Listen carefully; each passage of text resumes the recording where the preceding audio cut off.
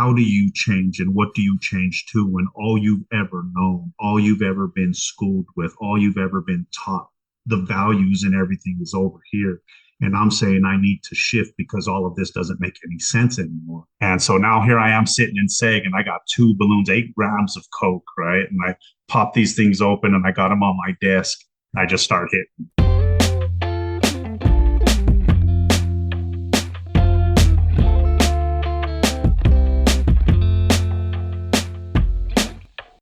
Let's do this.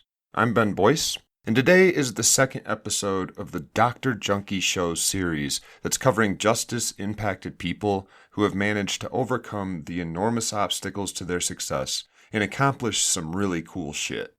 And today, I have an interview with Colorado's own David Carrillo.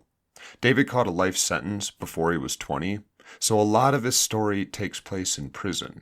And since we use so much prison lingo in this episode without always stopping to explain what we mean, let me slide a few definitions in at the beginning to get you started. In prison, when someone says they're in politics, they don't mean U.S. elections. They mean politics amongst the incarcerated. Prisons are not like the movies, but movies do often take truths from prison and then amplify them to create stereotypes. So think about shot callers or gang members or the guy who can get you anything, Red from the Shawshank Redemption. Those are prison politicians. ADSEG, that basically means the whole. It stands for administrative segregation because it sounds nicer than that old name. Fishing in prison means sliding a long piece of cloth, like a rope, down to another cell where someone you know can tie something to the end of it for you to pull back in. It's how we get stuff from cell to cell in prison after lockdown. Canteen just means the prison store. It's hard to preview a guy like David because this is a pretty awesome story that covers some ground. But let me just say, by way of an introduction, get ready for a story that spans multiple prisons, more than 30 years, and at least 16 grams of cocaine. You'll get that teaser later. Okay, with that, here's David Carrillo. I think it's probably best, though, if we start at what you think about kind of as the beginning, before you had any justice involvement, and just describe a little bit about, like, what was your life like growing up, home life, education, socioeconomic status, religion, siblings, neighborhood, things like that. So growing up, I actually don't have a stable family. My dad actually was in and out of prison. For me growing up, one of my first memories of my father actually was visiting him at the Colorado Territorial Correctional Facility. And he had the attitude of it was the location, it was the geography that caused his problems, his woes. And so he would do time in one state, Colorado or California, because I was actually born in California. I was born in California in 1974, San Pedro, California. Before I was 1 year old, we were here in Colorado, where my brother, who was he was born 10 days before my first birthday. So we're real close in age. So he was born here in Colorado. He was born in Pueblo, Colorado in 1975.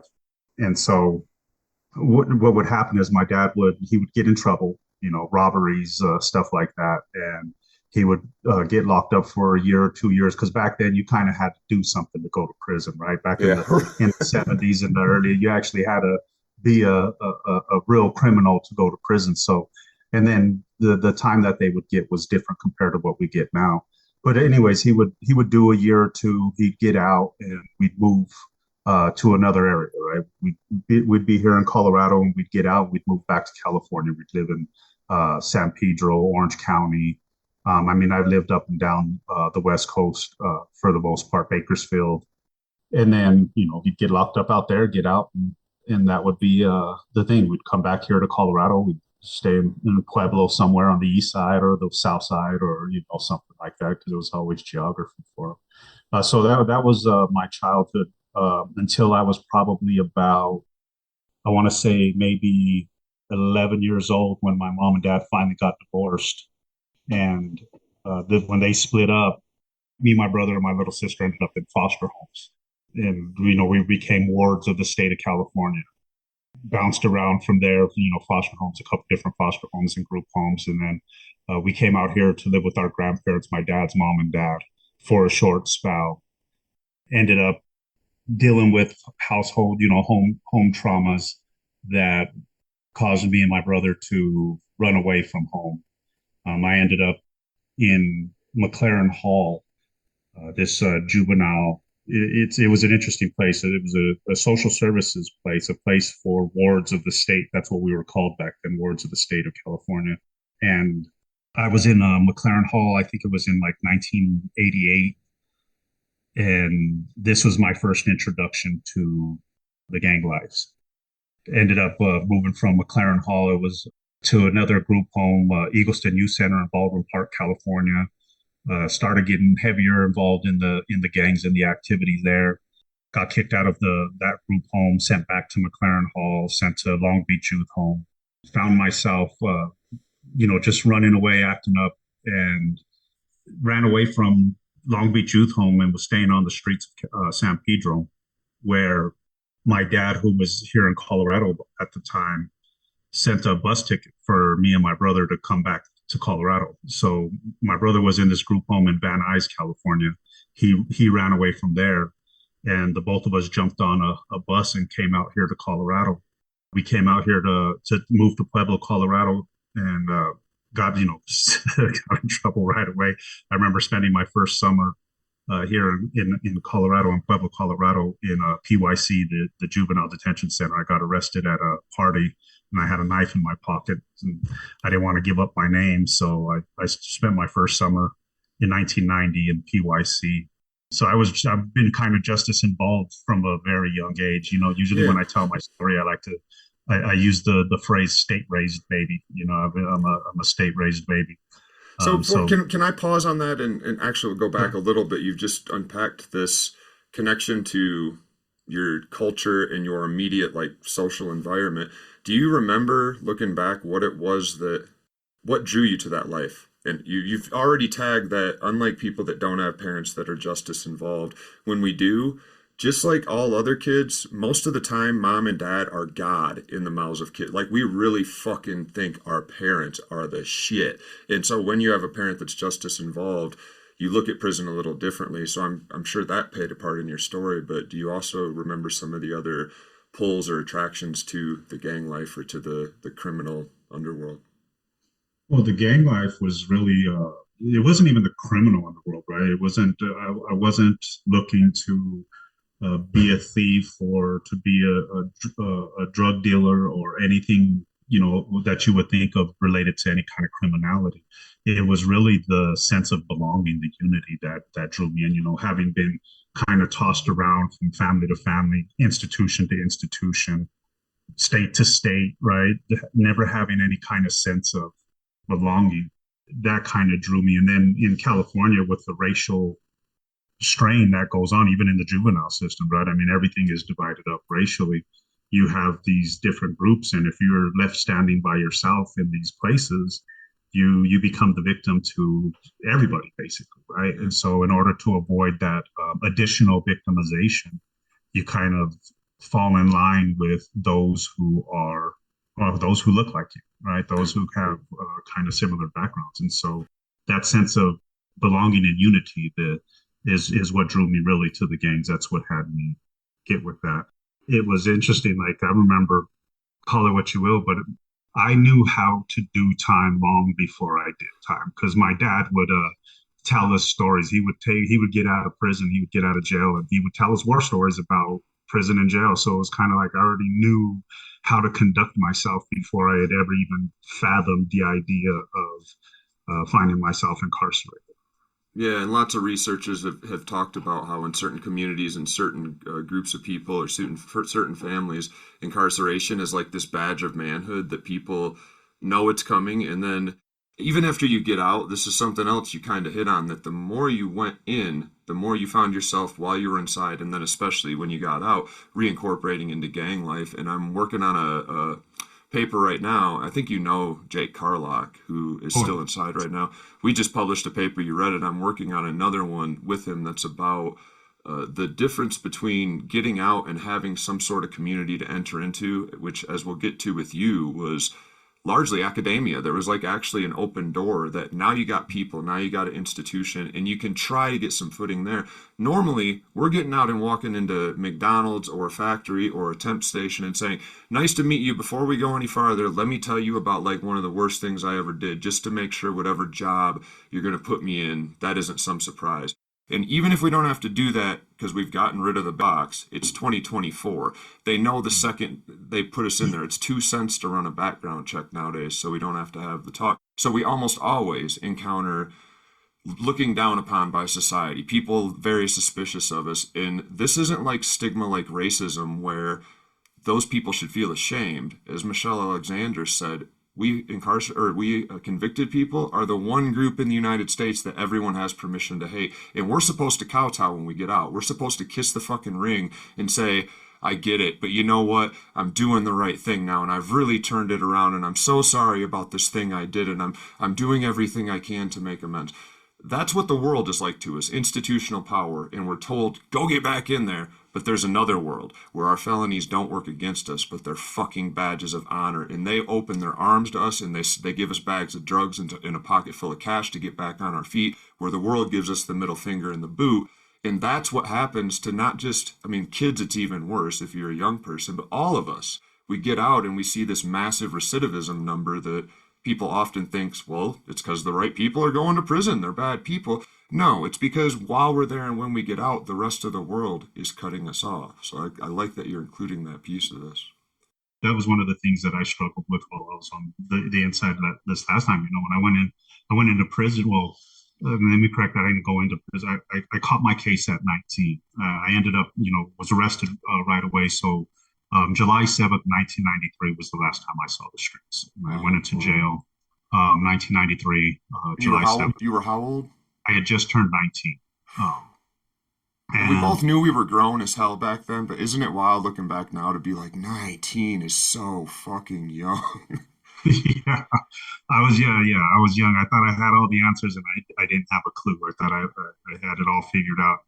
Just didn't understand anything. Yeah, so what But happened? Remind us where you were, because I know you're moving back and forth. You're back in Colorado somewhere when this happened.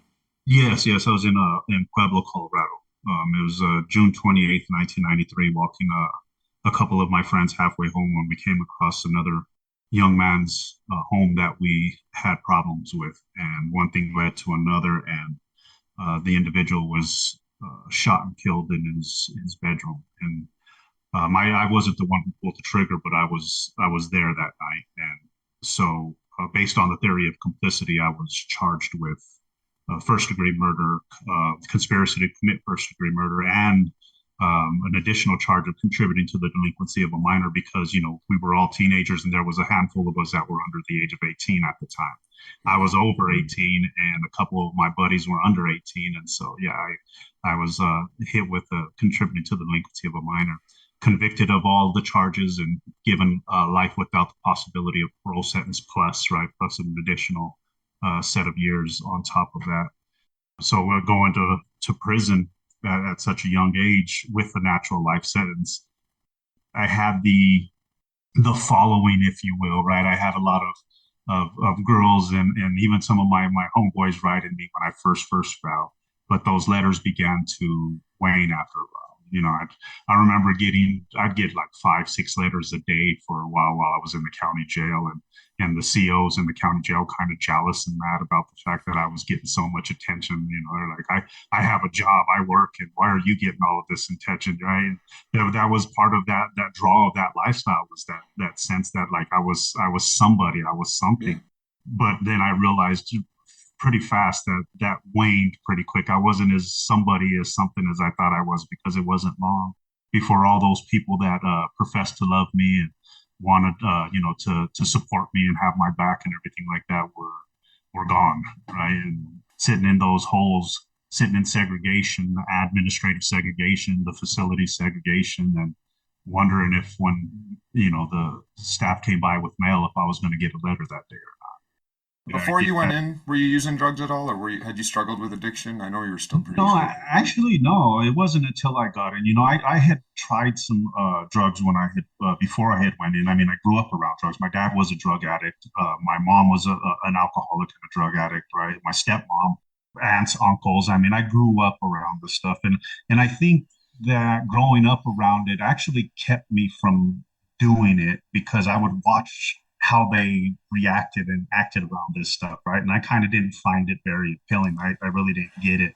But I remember I would sell weed at school. I would be given rolled up 100 leños, 100 joints, 100 marijuana sticks in a package every day before school, high school, and I'd have X amount to smoke with my potential customers, and they would buy it and smoke back with me. And I couldn't stand it. I hated weed. I smoked it, but I hated it. I didn't like the way it made me feel. I didn't like nothing about it. Right. So drugs wasn't actually. It was part of my family history, part of my surroundings. So I try to just enjoy it.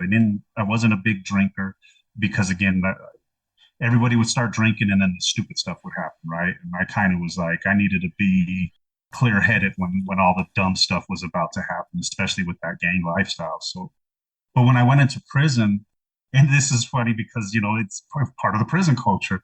I remember pulling up to Centennial Correctional Facility, and this is a was a level 4 facility. It was a closed custody facility, high security. And I come into the pod, and this guy sees me coming into the pod, and he comes and introduces himself, and he's like, "Hey, you want to smoke a joint?" Right? He's trying to break that ice and offer me this friendship, this olive leaf, if you will, right? And I'm like, no, I don't get high. And he looked at me and he gave me this weird, like, oh, okay. And he kind of backed, the look on, the distrust and Yeah. the suspicion. I could just see it. And I'm like, oh man, I wasn't trying to create that. I already had a reputation. So guys knew who I was, but it was still kind of funny to see when you walk into prison and you don't do drugs, there's like this level of distrust with you're not really part of the culture. You're not part of Yeah. the system. Yeah. I didn't do drugs for several years while I when I first went in. I kept this mindset about this superiority view, if you will, over everybody who did it. And then I had lost my direct appeal for my murder case. I was appealing it. I was thinking, here's this unjust sentence. The actual trigger man in my case had received 35 years for second-degree murder, but I'm doing life without the possibility of parole for first-degree murder. And I was obviously appealing it. I had felt this injustice. And when I had lost that direct appeal to the Colorado State Supreme Court, I went into this downward spiral, and I kind of just said F it, right? It's like, what am I holding on to this moral stance on all of this stuff for? And a friend of mine he had just he had some heroin. He cuts me off a paper and gives it to me. And funny story in and of itself, but I end up doing my first paper of heroin. And oh man, I liked it. I'm not No even shit. I'm not going to play any. I remember because I used to watch these old school dope fiends, right? And I would watch them get the heroin, and it turned me off for years because, like I said, I would watch them, and they'd be nodding out and throwing up, and it just looked like they weren't even having a good time. I couldn't understand what they got out of this, right? I would see these old timers get the paper, and before they had even done the dope, they're already right. They're already gagging. They're already throwing up just the thought of it, just the smell of it has them already starting to throw up. And then they'd be fighting over the fit and getting ready to load up their shot and go and get high. And then next thing you know, here they are with their heads down and their eyes closed and they're scratching their face, scratching their nose, scratching their whatever, right? Getting that itch. And I was just like, oh my God, that stuff is just so disgusting. And then my friend hooks me up with that paper and he gives me all the warnings, don't eat, don't drink, because if you do, it's going to get you sick and this and that, right? So I'm getting all the instructions on how to properly do a shot of heroin for the first time. And so I follow the instructions, I do everything he says, and when I get that first hit and it hits me, and I get that rush through my body, that warm feeling that you get when you do heroin, and it was like man, and my smile went from ear to ear, right? I had this smile. I was energetic. I was out there jumping around. I mean, all the worries in the world, all the hurt, all the pain was just gone away. You're And one I'm of us, just, David. You're one of us. You're the guy in the yeah, room like me that like three other people are asked out from half of an Oxycontin, and we're like, let's go do something, y'all. yeah, We're that's finally high.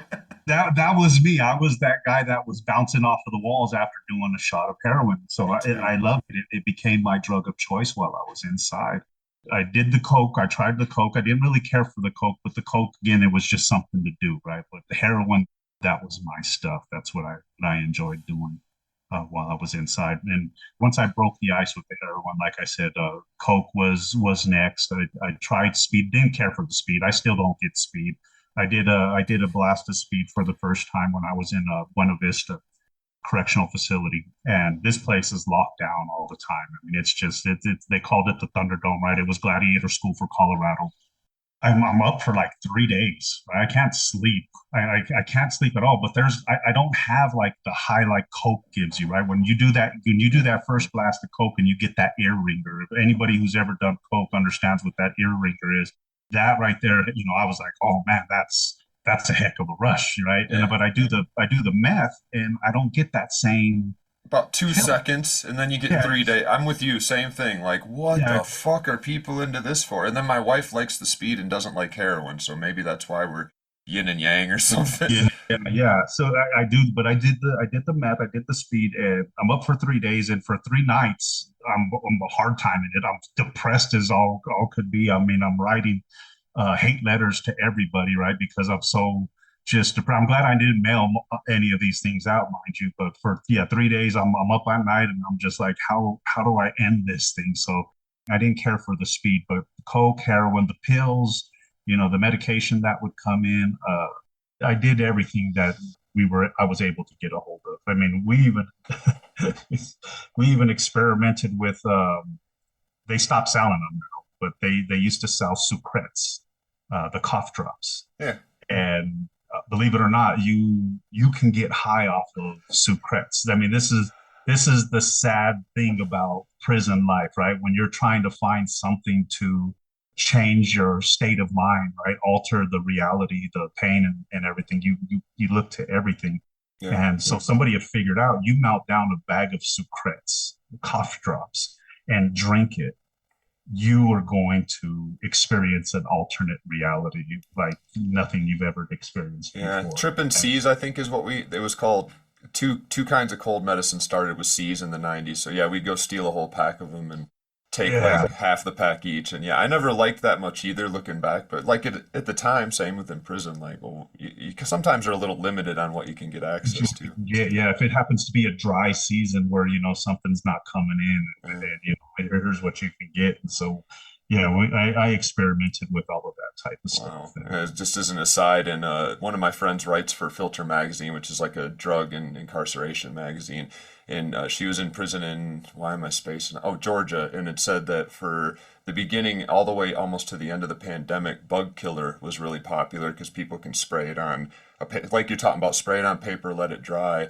And mm, the way it kills bugs is it interrupts their central nervous system and like they just can't breathe or whatever, they die because they can't get any oxygen or blood. And with humans, it does the same thing, but we have a much higher tolerance. So, like, you literally get this not really nodding, not with it at all, falling down. The same thing that happened with Spice at the end of the pandemic. In prison, yeah, it's funny how drugs are just attractive in a different way. man, yeah, that's interesting. I never did the bug spray thing. I'm Yeah. glad I didn't do that. That I'm was kind of glad I didn't too, because I know inside if somebody would have offered it to me, I would have. yeah. How do you pay for this stuff in prison? You'd have friends and family tell them, "Hey, I need you to pay this." But actually, I was being involved in the gangs and having my stuff. I actually brought some. I was a person who was making moves myself, so I would bring the drugs in, sell them, use some, and make sure I had enough money sent home to re up. Send a little bit of a profit home to have people pay their bills and stuff like that, and then re up on my supply, bring it in, and go again. Never got caught, huh?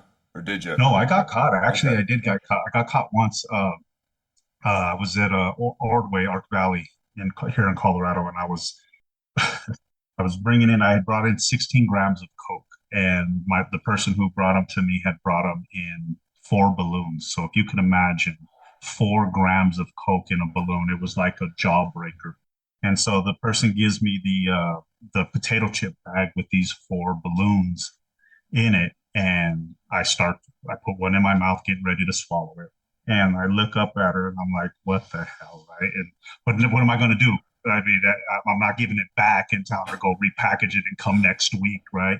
Yeah, so I start working. I'm struggling. I got my head moving up and down, side to side, to try to get this balloon to fit down my throat. And the COs, they're watching on videos this whole, because I got tears rolling down my eyes as I'm trying to swallow these huge balloons, and they're laughing at the whole thing, and I'm thinking I'm slick.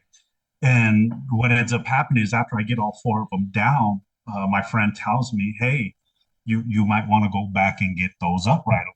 And I was like, "What do you mean?" She's like, "Well, one of the balloon was tore." And I was like, "What?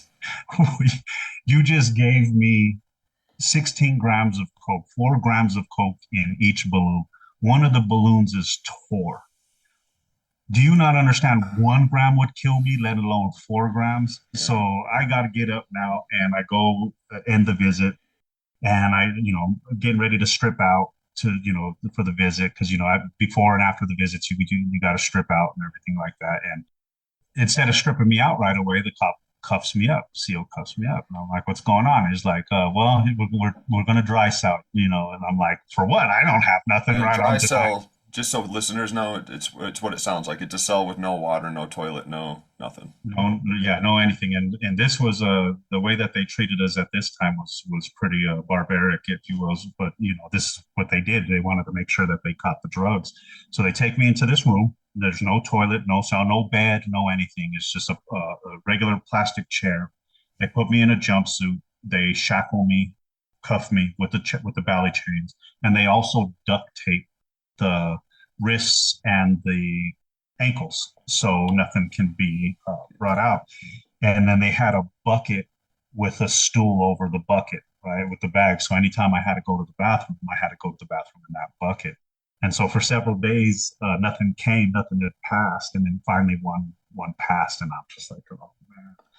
Thank I knew God for I was one busted. thing. Yeah, right. I'm Yeah. busted. Well, I'd been up for like 3 days. I'm strapped to this chair for days. The lights on me. You got a camera at the door, a CO watching me 24/7, right? So I'm there strapped to this thing. I can't sleep, and I'm up for 3 days. And finally, one of them comes out, and they find it. Obviously, they go through it and they find it, and they're like, "Is that it?" And I'm like, "Yes, that's it." Right? And they're like, "Well, we're gonna wait a couple more days to see what's going on." Now, mind you, throughout this whole process, in my head, I'm remembering the fact that I was told that there was a balloon that was tore. And so I'm sitting there debating in my own head. I have life without the possibility of parole. Do I let myself die and just end it all anyways? Because I already know once I'm done with this, they're about to send me back to ADSEG. I'd already been in administrative segregation, which is 23-hour lockdown. Here in call, you can call it 23-hour lockdown. It's 24-hour lockdown. You never went outside. And I'm thinking I'm going about to go back for the third time. They're probably going to keep me there. They're not going to let me out. I'm doing life without the possibility of parole. What do I care? The only thing that kept me from doing that is I didn't want to run the risk of the person get charged with my death, right? With my murder. Wow. Yeah. And so this is the stuff that's weighing in my head as I'm sitting there up for several days, can't sleep, weighing all this stuff and the stress of it all, strapped to this thing. And finally, I have an anxiety attack. My heart starts pounding, like, because it's Coke, right? And I get like my ears start to ring, and I'm thinking, "Oh man, here it goes." And so I stand up. I'm not realizing it's an anxiety attack. I actually think the Coke is starting to seep out of the balloon, Yeah. and it's about to kill me. So I stand up and I'm right, because my heart is just pounding and everything's going on. And the cop's like, "Are you okay?" And I said, "I don't know." And so they immediately call for an ambulance. And the ambulance comes, they show up, they put me in the ambulance, and they send me to Parkview Hospital in Pueblo. I get to Parkview Hospital, and they have me drink this thing of charcoal right away. So I drink the charcoal because the charcoal is supposed to absorb the drugs. That's what the point of the charcoal is. Okay. I Well, thought it made you puke. The no, it didn't. It actually didn't make me puke. The other thing, what they gave me after they had me do the charcoal, they X-rayed me, which was amazing. The X-ray didn't show the coke because it was just the powder in the balloons. There was no foil, no Yeah. anything else, so it wasn't dense enough to show up in the X-ray, which was kind of crazy. I didn't know that at the time, right? The technology Yeah, you're thinking wasn't all three of them pop. You're like, man, I must still have a high tolerance. Shit. yeah. So they start having me drink the Go Lightly, this gallon stuff, which is a super laxative, and Yeah. so to try to force this stuff out of my system. One more balloon comes out, and when that balloon comes out, there's also chunks of balloon that comes out with it, and Oh, so they're believing that maybe one of them actually did pop in me. I'm yeah. thinking maybe one of them actually did pop in Yeah, me. like a slow leak or slow enough that it didn't completely kill you because nobody's going to survive 4 grams. Right. Nobody's going to survive that. Even with the charcoal, you're not surviving Yeah. 4 grams of coke. And so I'm sitting in the hospital. I'm in the hospital for about a week, and they're X-raying me. They find the when the balloon finally comes out, they got the second balloon. They got the pieces of balloon. So they're actually thinking that's it, right? Because they scope me, they X-ray me. There's no scene of that. And so I remember my last day there, they finally let me eat some solid foods before they take me back to Ordway and put me in SEG. And I get back to Ordway, and my first solid dump, there they both are. There's two balloons.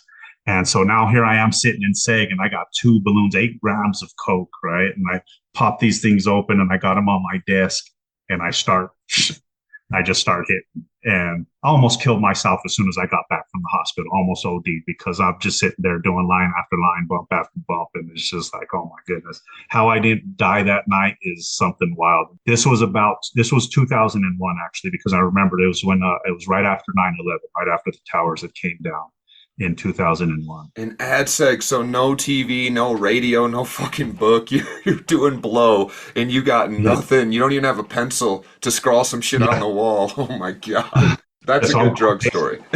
I'm pacing back and forth through in my cell, that little cell, right? Just pacing back and forth from the bunk to the door, and just yeah, my heart just racing, and just yeah, I'm thinking I'm about to die at this point too. So Right.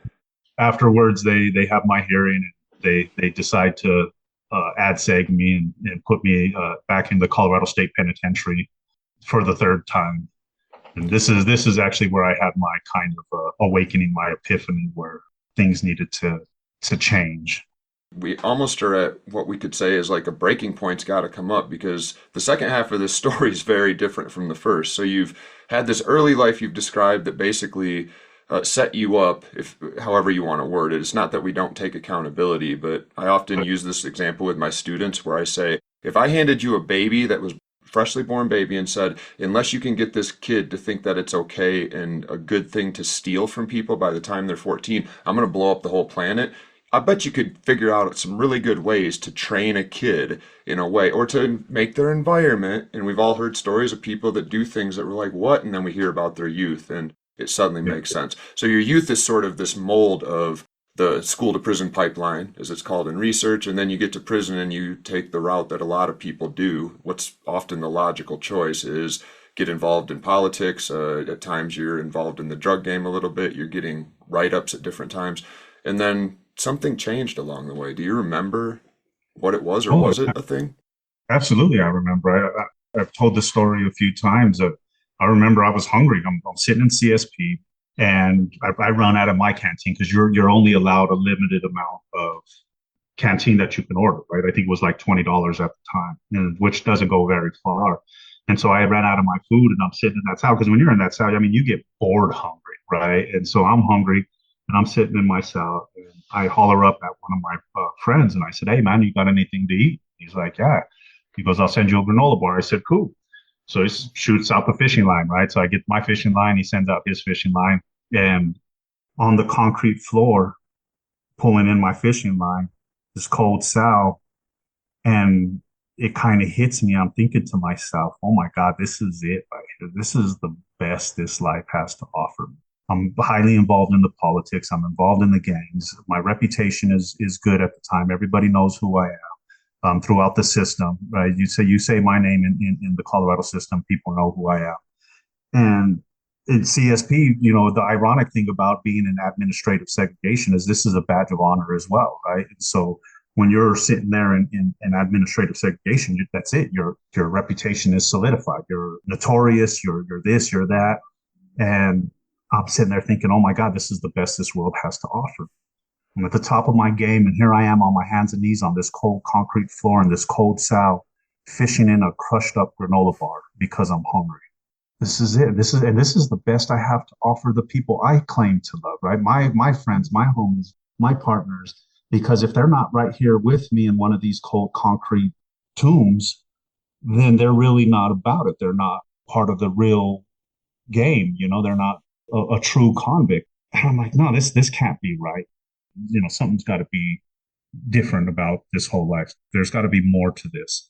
And so I started thinking about everything. I started to really play in my head about the politics, about our belief system. You know, when I joined the gangs and the sense of belonging and unity, and it's like, well, what are we unified for? What's the whole point and purpose of it, right? Because if this is the point and purpose of this, then I can't do this anymore.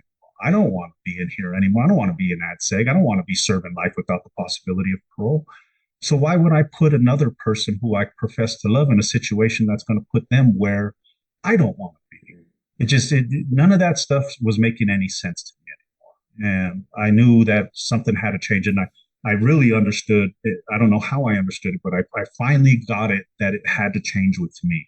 I had to stop waiting for the world to change for me, right? To understand my struggle, what I was going through, and to accept all of my behaviors and flaws and everything like that, because poor me, woe is me, right? Waiting for the world to change and accept my conduct, my reactions, my responses, that was a losing battle.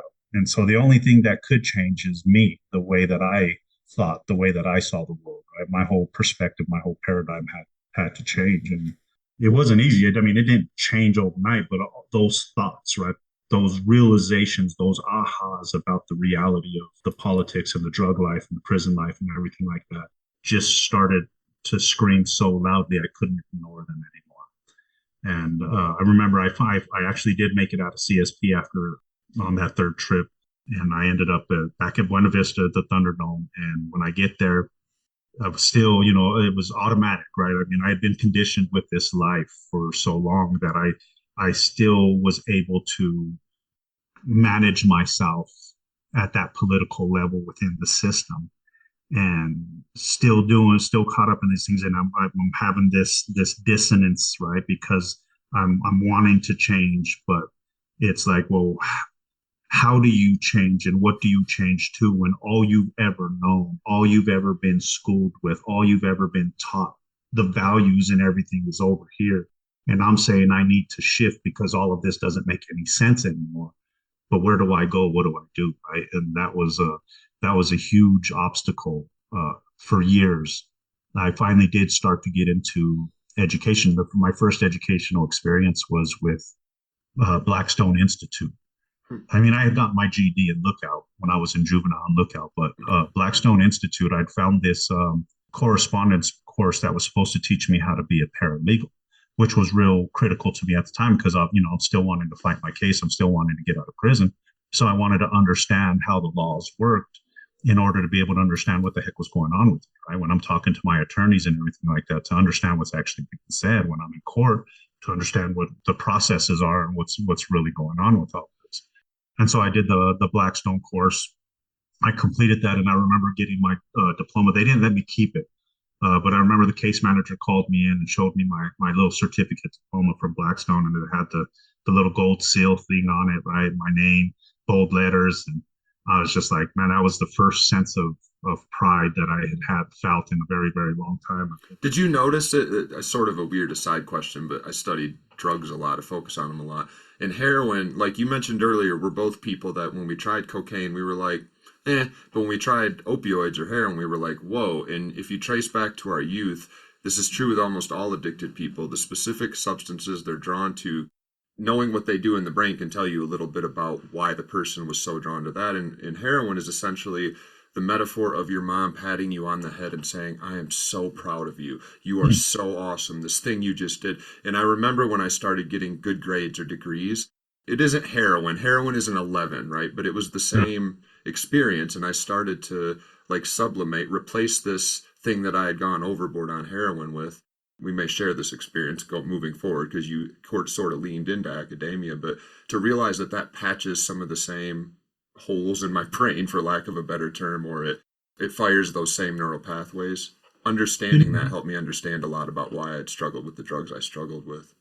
Interesting. I actually never drew that connection that I was getting that dopamine release, if you will, from receiving those. Or like endorphins, yeah. So with cocaine, it's funny. It's usually researchers will call it the thrill of the hunt versus the thrill of the feast, and the two sides of it doesn't have to be a literal hunt, but you're like, running a corner and you want to hit it just right, or you're driving the car in.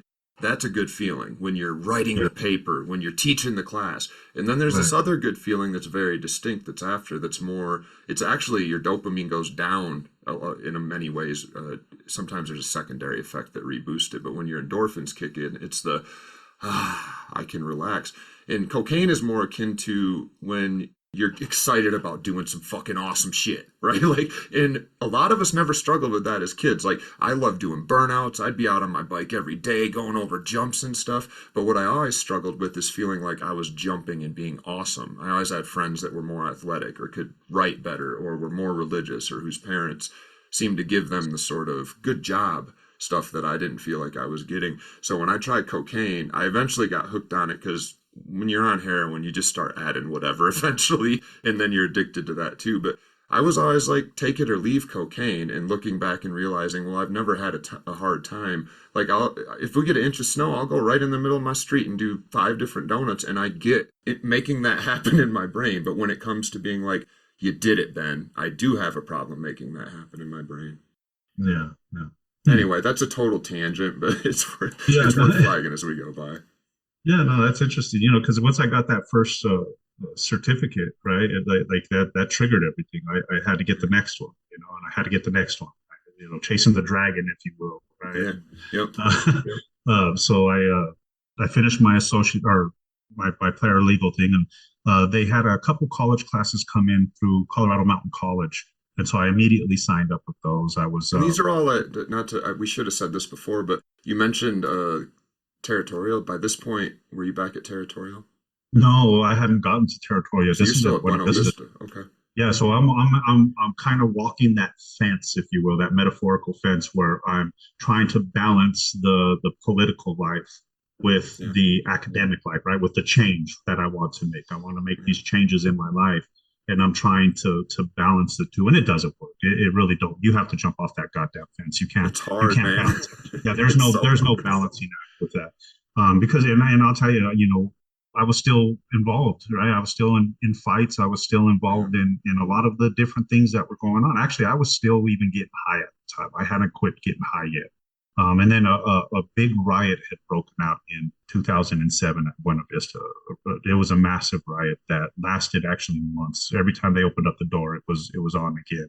And I was I was involved in the initial wave. I had already stepped away from the gangs at the time, but even though I had said I wasn't gang banging, I was still who I was. And when the fight started, my instinct was, okay, I gotta be ready for the fight as well. So I ended up getting written up for that. And they sent me out of uni, but I got lucky, I got blessed, and they sent me to Territorial. When I got to Territorial, I signed up for 7 Habits of Highly Effective People on the inside of Stephen Covey's program. And it was a really great program because finally so I started doing the education because I wanted to make some changes, right? I knew I needed to do something different, and I felt that sense of pride when I got the Blackstone. Again, that was really to just give me an idea of what was going on with my legal problem. And so with the 7 Habits, this actually kind of gave me a framework. So it's like, okay, now here's a step-by-step process to help with this idea of change, right? Habit 1, be proactive, which is taking ownership of your life, realizing that I have the ability, right? That I had been focusing my life on this circle of concern instead of in my circle of influence, where I'm worried about all these things I had no control over, right? Past, circumstances, parents, family, juvenile, abuses, right? All these different things I had no control over, but that's where my mind was at. That's where my energy was focused on all these different things. And then when I learned about this idea of stimulus and response and that space in between the stimulus and response and the freedom to choose, that was like just so moving for me. That was powerful. The idea of a paradigm shift, learning that word, what that meant, and having this paradigm shift, the patterns we expect to see, right? And then habit two comes along, and this is begin with the end in mind. And all of a sudden now it's like, okay, here I am writing a mission statement, thinking about, okay, what does my life look like beyond this? And so I finally had something that gave me a framework to build off of with this change, how to actually change. And getting involved with that, I started teaching it. I became a core group member. And as I became a core group member with the Seven Habits, I came along this other program through this publication known as Prison Legal News. And in this Prison Legal News was an advertisement for this school called the Paralegal Institute. And I applied for it, and they offered an associate's degree, an actual associate's degree in paralegal studies. And so I took that, and now this was a monster of a class. This was a monster of a program. I learned so much with this program, having to brief cases and comparing and contrasting terms and breaking down elements of raw legislation, right? I had to learn how to break things down into that elemental basis. So, yeah, so I learned so much with that. I completed that, got my associate's degree, and here's this other just beaming sense of pride, right? I'm so proud. I got an associate's degree. I'm actually the first one in my family to have a college degree, and I'm doing it while I'm sitting in prison with a life sentence. And lo and behold, here's another advertisement in Prison Legal News for Adams State University. They're offering a Bachelor's of Science in Business Administration with an emphasis in legal studies. And I'm like, oh man, business and law. This is my area right here, right? So I sign up for that with the support of my amazing sister, Christy. Who helped to finance this because there was no Pell Grants during this time, right? The Pell Grants were taken away in the 90s. Bill Clinton and the crime bills and all that took the Pell Grants away. So the only way I was able to do any kind of academic program was through the help of my, friends and family because they had to pay for that stuff for me. Yeah. And my sister got me started on that. So I complete my bachelor's degree, and I actually make a connection through my work on the legal stuff with this attorney on the streets. He really respected the work that I'd done, so he kind of pulled me on as a consultant for him. He would have me do research. I would do legal research for him on the inside, answer legal questions, and he would pay me for it. And so I was able to take the money that he paid me for. We'd made this arrangement. So the money that he paid me was actually going towards my master's degree because Adams State had started offering a master's program. Oh, and so I'm teaching Seven Habits. I'm working on my master's degree now. I'm paying for it myself through this consulting work that I'm doing with this attorney. So now I'm not a burden on my sister, and I'm meeting more and more people, right? I'm meeting this attorney. I met a senator. I'm meeting all kind. My network is starting to expand through all of these different ventures. After I completed my master's degree, which was a challenge in and of itself because I had to do it during COVID. And during COVID, had no access to much resources, no access to the libraries. And I'm having to write 15, 16, 20 something page papers with, APA format and citing all my sources and reference. I had to have a minimum of X amount of references, right, to go along with these papers. These kids, man, they don't know the pain. They're like, oh, I just get on my computer box and look it up. Yeah, no, there's no computer box. You got and there's jack shit. I have to write these papers out in APA format, handwritten with a pencil and a pen, right? And so I completed that. And again, with all these opportunities that started to come to me as I made that on the shift, I had quit doing the drugs.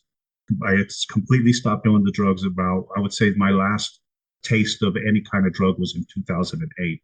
So to kind of here now, flash forward to 2023, I'd already graduated. I had already got my MBA, but because it was during COVID, it was a year later that Adams State came to actually, acknowledge me at the facility. They had a graduation ceremony once the lockdowns had stopped, and they come in and they offer me the job to become the first currently incarcerated individual to teach college classes to other currently incarcerated individuals and get paid for it, right? They actually, which is still fucking nuts, right? Like Yeah, every time I yeah, hear it that, I'm was. like, I don't know how you pulled that off. That is awesome. Yeah, I mean, I actually worked for Adams State University. It was not a DOC job. I didn't work for DOC. I worked for Adams State University. Hmm. DOC supported me, and I'll say this: I'll give a lot of credit to DOC because the administration at the time, Lee Burrows, and the rest of the administration, they made sure that this was a success. They got me into other classes through Red Rocks Community College. I took the Adult Basic Education Authorization, which is a program that's supposed to teach how to teach the GED, but it talks about how to teach adults, basically, right? And andragogy versus pedagogy versus andragogy.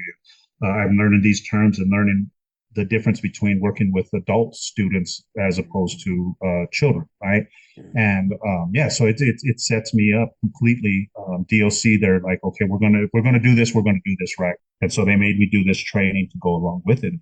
Yeah, I started teaching my first class. I taught an introduction to business in 101, and had about I think I had like 17 students, 16 or 17 students that first class, and then How'd it feel the first day oh, when it you was walked in awesome. It there? was amazing. And the fellas were there. They were amazing. And I remember telling them to them, like, look, this is not a fake class here. Understand this. I'm going to hold you guys to the fire. So if you guys are looking for an easy, this is not the class for. But they didn't want that either, though. Honestly, like no, none of them. People probably get this mixed up, but one of the biggest insulting things you can do to a incarcerated student is dumb down the class for them. Hmm. Don't dumb down the class for Yeah. them. That's an insult, because well, I'm still a person. I still have mental capacities that allow me to learn. And how am I going to learn anything if you don't challenge me, right? And If I'm not, they're hungry, like you're saying. These are yeah, spaces where you go to, and the outside world always suspects like 1 in 100 or Andy Dufresne, and everybody else is, the monster that just wants to spend his day playing video games and victimizing others.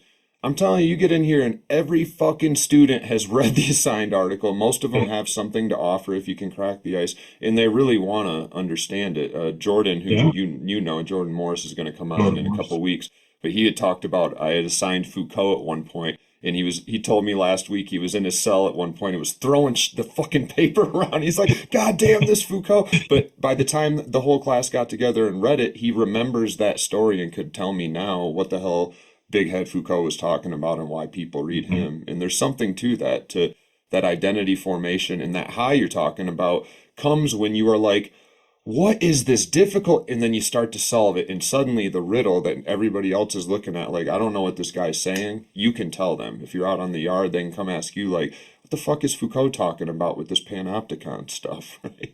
Although Right, that's not right. what you were studying. That's what I tortured my students with, is Yeah, what you Foucault. tortured yours with. Yeah, I was torturing mine with. And by next semester, I was teaching economics, so I got to torture them with economics.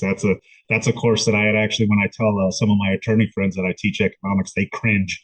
They're like they had to drop that class because it was messing with their GPA, and they had to Yeah. get rid of the economics class. So I got to torture my students with economics. Well, what a great So yeah, class to be teaching in prison, because I'm doing communication, which people are often like, what the hell is that? It's right along the lines of what you were saying earlier with habits of highly effective people. It is education that's geared not towards biology or math or neurology, but actually how to succeed in life and how to deal with the institutional power that's out in the world. And now you're yeah, adding economics, which even if you were great with finances before you went to prison, give it a year or two inside and you're going to get out and struggle. What a great thing to offer people who have been disenfranchised from society, that are about to now try to re-engage with that world they were locked out of. right, right. Yeah, and I do get a lot of good feedback because the study of economics itself is all about it's about human behavior, right? It's about human behavior in the face of scarcity.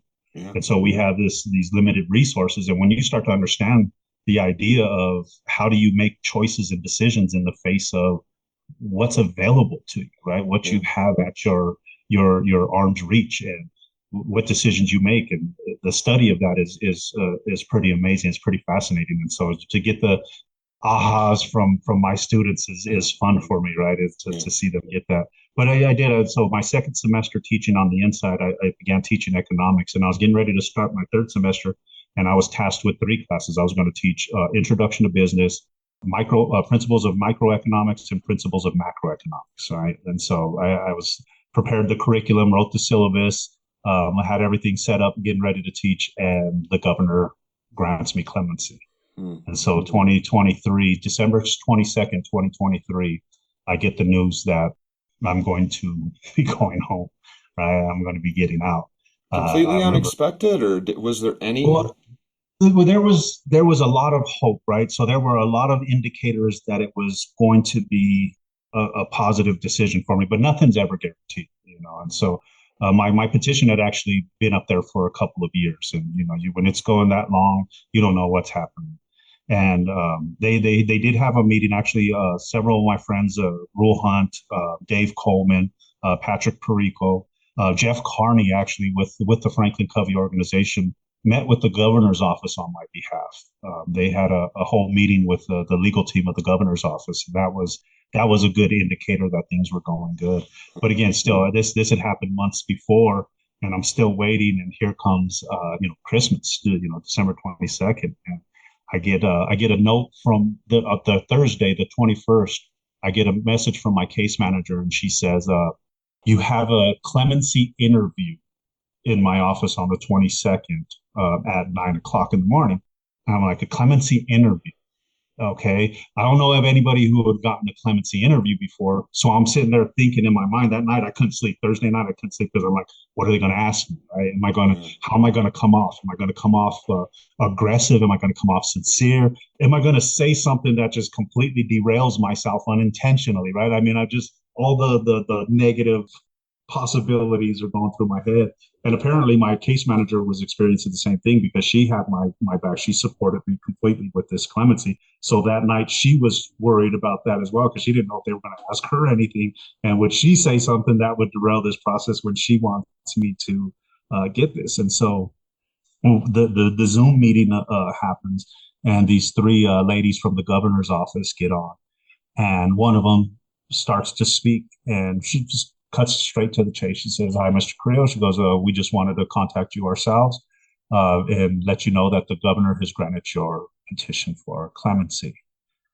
You will be released January 31st, 2024." And I'm just, and then Fall out she's of the like, chair. "Yeah." She's, "Do you have any questions for us?" And I'm sitting there, the emotions are just overwhelming me. I mean, my head's an echo. I mean, I just like, right, It's because that I'm just, cocaine feeling again, yeah, right? Like yeah, this suddenly you're this looking flooding forward to of something huge.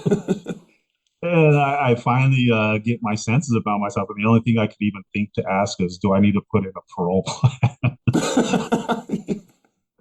I don't know what to say. It's been almost 31 years, right? I mean, I'm 49 now. I went in at 19. I'm 49, about to be 50, and it's like now I'm actually it's real, And then I had just a little bit over a month to prepare because I was going to be released that next month, January 31st. So did the classes get canceled, and then are you still teaching for a university for Adams State for somebody else? Like Yes, what happened after actually, that? yes. So it was kind of cool. My classes didn't get canceled. What they ended up having to do, because I wasn't going to be able to teach right away, the transitioning, we're getting ready for parole and getting ready to get out. They brought in somebody else who took my curriculum, my class, and taught it for me. Or taught it for themselves, but they taught my program for that spring semester. But when I got out, I was still working on completing the Adult Basic Education Authorization certification. I had one class left to complete that program, and I didn't want to not complete it. So I got a hold of Mr. John Dunsmore, Dr. John Dunsmore from Red Rocks Community College, and I said, "Hey, I'm getting out. Can I come and finish this class?" And he got it set up to where I was able to come finish that class. But he wanted me on the team, so he offered me a job as a teacher's assistant, an administrator, where the instructor was teaching two classes. He was teaching 133 and 134, EDU 133 and 134. I needed 134. I'd already done 133.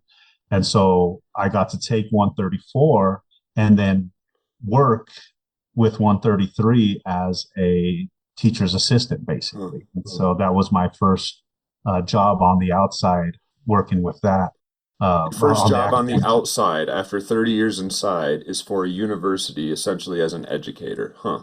It was a part-time gig, obviously it was only a 1 day a week thing. And I ended up, my friend who, Rule Hunt, I had mentioned him, he had his company Transcendence Recovery.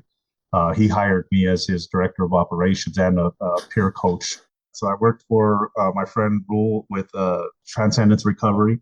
I had two positions with him, right? The director of operations and a peer coach for the people that are in recovery. And then Red Rocks hired me as an adjunct, and I was still contracted with Adams State, and I continued to Adams State, Red Rocks Community College, Transcendence Recovery. Started up my own business, David R. Carrillo Consulting. I contract through the Office of the Alternative Defense Counsel as an expert witness on prison culture sentencing.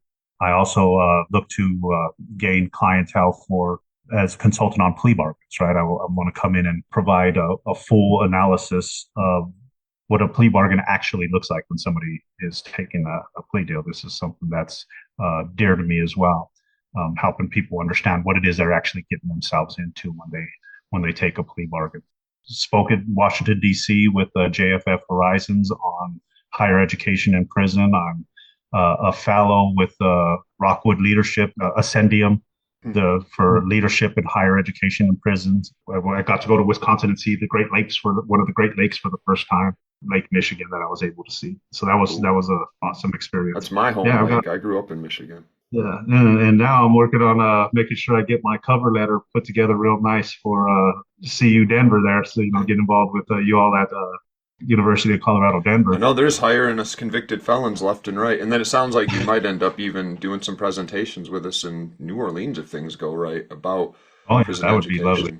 And there's something huge about we've hit this a few times, identity and the groups that open the door to you. And we were talking last week about it doesn't matter how connected you are. When you get out, it's unnerving. I think the way you worded it was like, I'm just trying to figure this shit out, right? Like, and you had a job waiting for you in academia, but there are so many people that are locked up that don't realize that this is a possibility. And not like if you're Superman, but if you're just a normal guy that like, you got to catch some lucky breaks, but dedicate yourself, devote yourself, takes the opportunities that were there. That's actually one of the blessings and why I'm still involved. People would probably be blown away to hear that. I don't think it was even 4 months. I walked back into the prison I was just released from to teach a college class. By me being able to do that is I get to show all of the men and women that are currently incarcerated through my classes that, hey, if you do things different, things will happen differently for you. Opportunities are out there if you're willing to put in the work.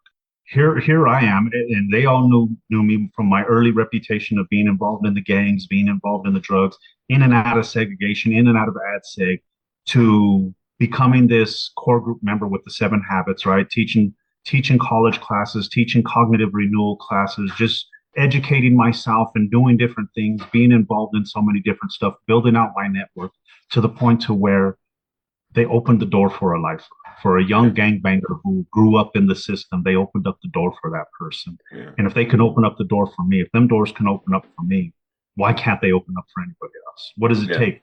It's not magic. It's not mystical. It's effort, right? It's commit yourself to something and follow through with it. And when those opportunities open up for you, it honestly shouldn't be a surprise.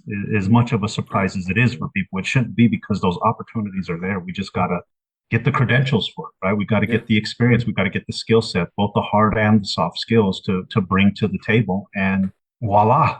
And the patience, because we both have the similar story, and most people that go to college do, of taking what is offered, even though it might not perfectly be aligned with where you're going to end up. And then you dig it, but you're like, some of this class I really liked more. And then another opportunity comes along, and eventually you realize that like, oh, there's a niche for me. With me, it's media, drugs, addiction, and, the criminal justice system, just because it's what I dug the most while I was studying. And for you, you kind of swerved over between legal studies and economics, just because that's where you felt most comfortable. And that's a process that, just to add even more to what you're saying, those opportunities don't have to be the perfect thing. If you're in prison, get ready, because these Pell Grants are about to have a lot of programs, at least in the beginning, until a lot of them disappear because they're not effective, coming into your prison.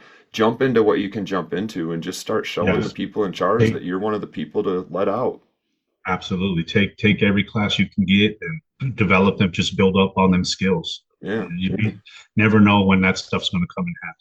Great fucking story, David. Is there anything we missed? I feel like we like timed it perfectly. We went right through, and aside from maybe like we should sort of tease the episode coming up, you were bunkies with Sean Mueller, who's going to actually be on the podcast in a couple weeks too, who is now also out, and he's one of my students in class on college campus. So there's this weird small world syndrome going Yeah, on right now, where we're all sort of in a small club. he was my Sally and one of my first students. Wow. Which is funny because even though he was one of my students, he was my go-to guy when it came to the business side of things because that dude is such an intelligent individual. I mean, he's so smart, so sharp. I would often go to him and be like, "Hey, can you help me Yeah. understand this?" While I Yeah. was earning my education, right? While I was going through my bachelor master's program, I'd go to Sean, and then all of a sudden he was my student. I was Yeah. his student for a while, and then he became my student. And Yeah, he's been now here fun he to have in is. class. So I think I keep Yes. telling him like if he follows through, he probably will be somebody that educates too. It's just getting people to see that because it's hard to see ourselves as educators before we are. Yeah, yeah, absolutely. Final thoughts? No, my story is thick and filled with so many different ins and outs of that whole lifestyle. But really, the big thing is that regardless of what our history was, we don't have to continue to be defined by that history. We can make a new life for ourselves. We can write a new history. We can write a new legacy if we're willing to put in the work, take the time, and do what's necessary to get the job done. Yeah. And once we make that, that history doesn't have to bind us either, right? Opportunities are available for people like us, for people with the histories that we have. We're only stuck with those same old circumstances as if we stay stuck with those same mindsets and behaviors. I'll take it. It's a perfect way to cap it. David, this was great. I appreciate it. That was David Carrillo, who I imagine you'll hear from again in the future. I'm a pessimist a lot on this show, but I'll say that stories like David's brighten me up and let me know that at least in some places, things are changing and redemption is becoming something like a real possibility. Here's hoping more people like David and I, and Megan, and Joybell, and Ashley, and all our other allies that are inside teaching, that more of us come into existence and more of our stories become powerful messages to others. In the meantime, love yourselves and the addicted people in your life. I'm Ben Boyce.